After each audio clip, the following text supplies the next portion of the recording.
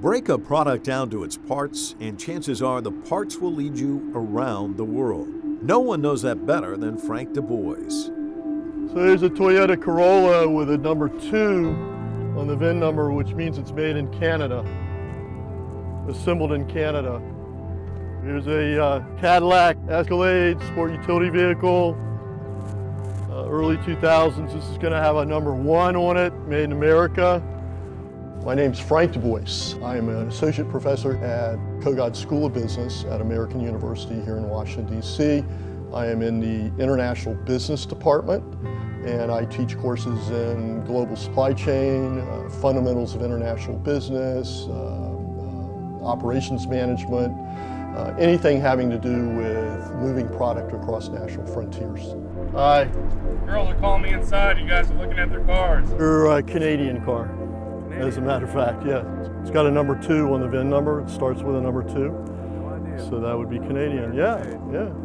They've got a version of this that's actually made in Australia with an American engine and an American transmission. So they ship the engine and transmission to Australia, build the car, ship it back up here to the US. But it's a big muscle car, 400 cubic inch Chevy V8 or something like that in there. Give them peace of mind inside. Okay, yeah. Is that what they're all looking at here? Yeah, okay. No, it's okay. We're not checking registrations or anything like that. All right, thank you. For the last 6 years, we've been doing the Kogod Made in America Auto Index to try to determine how really American is a vehicle that's being sold here in the United States. It's focused on consumers understanding where their vehicles come from and what percentage of that vehicle is actually made in the United States as opposed to imported from someplace else. A lot of people don't realize that just because it's an American brand, it not necessarily is being made in America. Just because it's a German brand, it's not necessarily being made in Germany. You think BMW, you think German car. I even heard a story of a student who went to Germany to buy a car, bought a BMW in Germany, and then had it shipped back to the States. And when he shipped it back to the States, the customs official said, you don't have to pay any tariff on this because the car was made in the US originally. And he had no idea until he looked at the VIN number and the customs agent said, yeah, it's got a 4 or 5 on the VIN. It was made in South Carolina. And you went to Germany to buy a car and you paid $1,000 to have it shipped back to the States, and you could have just gone down to the dealership and gotten the exact same car made in South Carolina. Looking at the Honda Civic Si 4-door, produced in Canada, the US engine and an Indian transmission. This one's very enlightening. I've got a 2018 Civic 1.5, and now look at this. Assembled in Japan, Japanese engine, Japanese transmission. But look, 60% US-Canadian parts content. So you're telling me that parts and components are being shipped to Japan and then shipped over to the US market. All this info is on a new car's sticker price, but it can be hard to understand. Car makers hardly flaunt their outsourcing, perhaps because it could undermine decades of another kind of work, carefully crafting their images.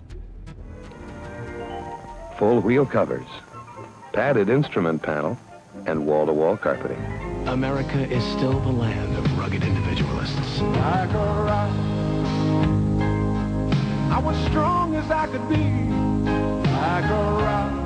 Nowhere else in the world could have produced such a company. Volvo has always had a uniquely Swedish approach to car design.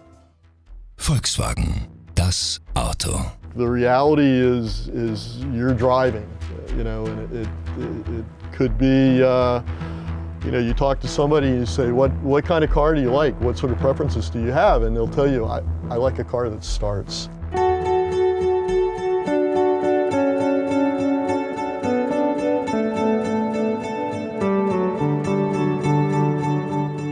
Frank started out here at Whitehead's Auto Repair. Before this building was built, there was a rather rickety old tar paper covered and roofing felt covered, more or less a shack that Wilbur started out in. Wilbur would bring his son Brent down here and play with his Matchbox cars in the dirt in front of the shop and kind of get underfoot, give them a hard time. I then wound up working here pushing a broom somewhere in 1971, 1972, starting off at $1.25 an hour, moving up to $1.35 an hour, and I eventually became a mechanic. Frank moved on. Brent Whitehood took over the family shop. His specialty? My name is Brent Whitehead, owner of Whitehead's Auto Repair in Virginia Beach. Probably before I was 5 years old, I was probably doing more with fiddling around with Volkswagens than before I even started school. And then I just continued with it, the hands-on part as well as the business side as well. Stuck with it, and I think as I got older, it became more and more of a passion. Whenever Brent can't fix a part, he replaces it. In the old days, he says, you ordered spare parts directly from VW. Then, in the 1970s, More and more, you started seeing the options coming out of Taiwan, India, probably with some of the bigger ones. And then over time, then that changed to where you'd start seeing again things from everywhere. You just had to, I found that depending on the manufacturer, you just had to pay attention to the manufacturer, not get stuff that was specifically like a no-name brand. I even still, to this day, refer to them as what I call white box specials. in the world of spare parts, Brent says things can turn tricky for consumers, even with something as simple as strut mounts. Between feel and visual, there's a big quality difference on how the rubber itself is even made. You know, stiffer and does not, doesn't handle the wear the same at all. Something about the rubber compound and whatever went into how they were made is just not the same. This one I would have to think about. This one could have even been at either half the price, if not even less, for the difference of it. It doesn't last, and especially with what I do, I don't want to redo it for a customer, and I still care about what I'm putting on the car, that I want it to last. With little oversight of replacement parts, consumers must choose between more expensive original parts or cheaper generics. Whatever they buy, the products will arrive fast, sometimes overnight. How is that possible? In a word, containers. The brainchild some 70 years ago of a simple dock worker named Malcolm McLean.